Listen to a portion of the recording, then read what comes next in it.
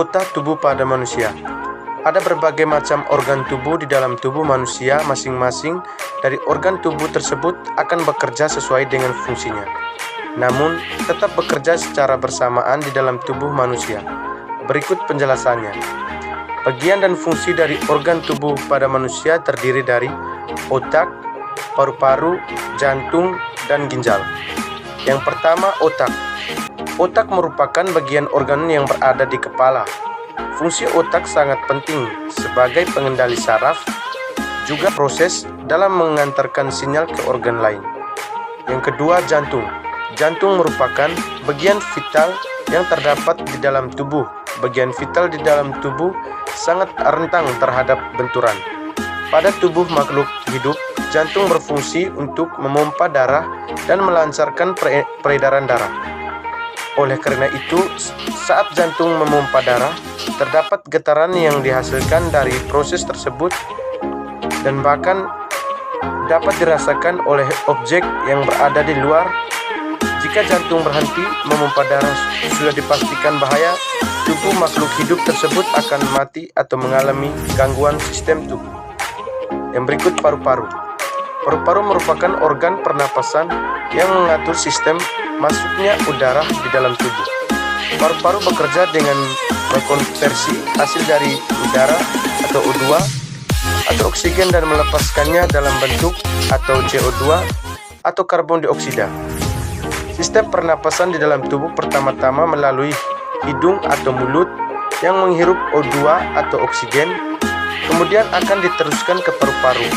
Selanjutnya dikeluarkan kembali dari dalam tubuh dalam bentuk CO2 atau karbon dioksida. Yang berikut, ginjal.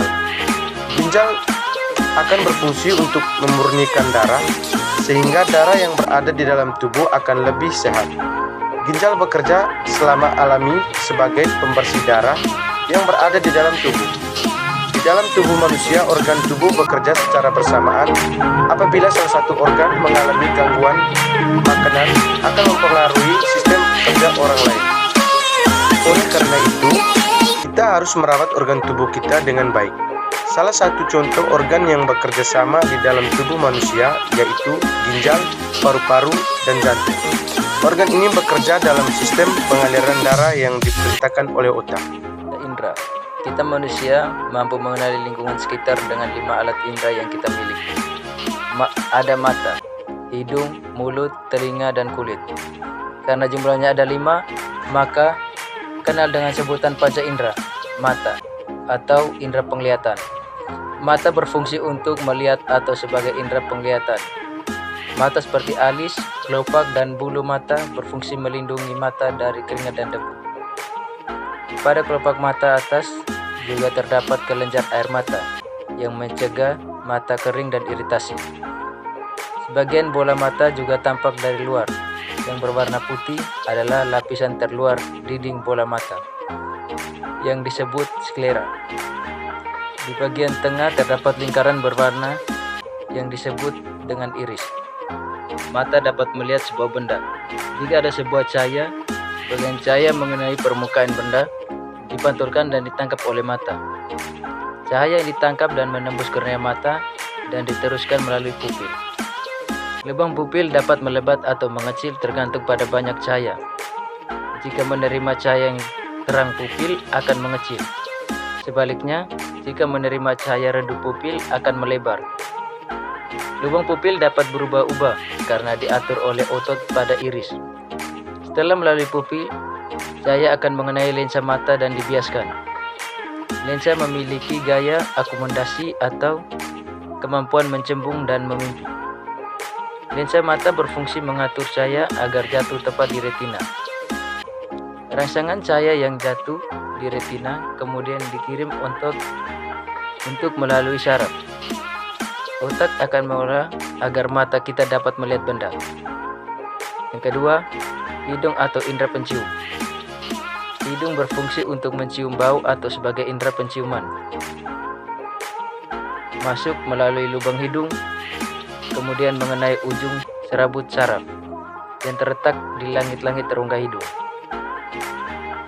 Ringkasan bau akan dikirim ke otak untuk diolah agar hidung kita dapat mencium bau. Yang ketiga, lidah atau indera perasa. Lidah berfungsi untuk mengecap rasa atau sebagai indera pengecap. Lidah ada di dalam rongga mulut. Pada permukaan lidah terdapat tonjolan-tonjolan yang disebut papila. Setiap papila memiliki kumpulan kuncup pengecap. Di dalam kuncup pengecap terdapat ujung-ujung saraf yang dapat menerima ringkasan rasa makanan. Rangsangan tersebut kemudian dikirim ke otak. Lidah kita dapat mengenai berbagai rasa seperti manis, pahit, asam, dan asin. Apakah benar lidah ema memiliki pembagian rasa? Menurut analisis terbaru, pembagian ini tidak tepat karena sebuah pembagian lidah mampu mengenai semua rasa. Bagaimana dengan rasa pedas? Pedas bukan termasuk jenis rasa. Pedas adalah suatu sensasi panas dan terbakar yang ditimbulkan karena lidah mengalami iritasi.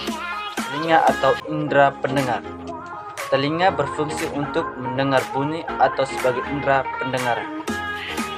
Gelombang bunyi ditangkap oleh daun telinga dan masuk ke lubang telinga serta saluran telinga. Gelombang kemudian menyebabkan getaran pada gendang telinga. Getaran kemudian diteruskan ke 3 tulang pendengaran, yaitu tulang martil, tulang landasan, dan sanggurdi. Akan diteruskan ke cairan di dalam klokea. Getaran cairan klokea akan merangsang ujung-ujung saraf pendengaran. Rangsangan bunyi kemudian dikirim ke otak agar telinga dapat mendengarkan bunyi. Tekanan dalam dan luar telinga dijaga agar tetap seimbang oleh saraf eustachius.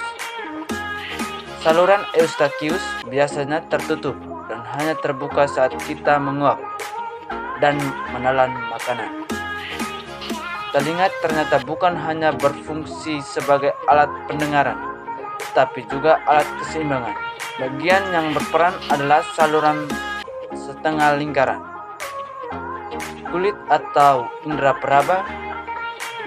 Kulit berfungsi sebagai indera peraba. Seluruh tubuh kita dilapisi oleh kulit. Kulit dapat mendeteksi adanya rangsangan panas, dingin, tekanan keras, dan sentuhan. Pada lapisan kulit terdapat ujung-ujung saraf yang akan mengirim rangsangan ke otak.